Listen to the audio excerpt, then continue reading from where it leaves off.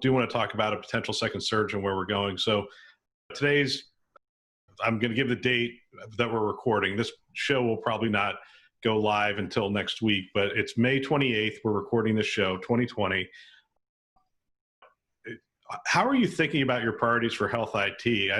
You had a set of priorities coming into the pandemic that were well thought out, that had went through governance, a lot of people talked about, and now you have maybe not a whole new set of priorities, but you have some things that have popped up as a result of the pandemic.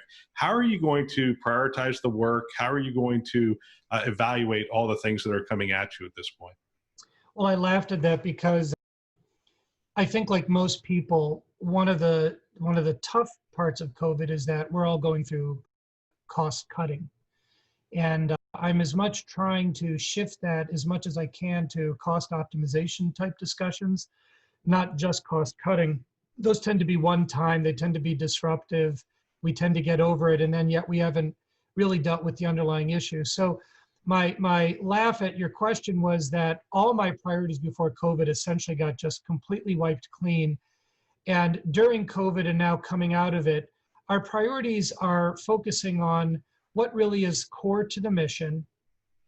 And it's a tough conversation because most institutions have a lot of trouble really prioritizing all the what must be done, what's core versus what's nice to have. We're probably as good and as bad as many other good institutions.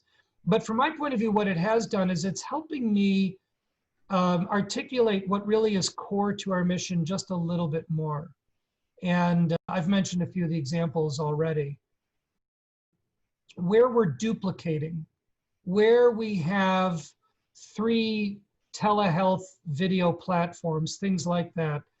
I'm hoping that this will give us a little bit more clarity to point out what really is core and what we have to focus in on.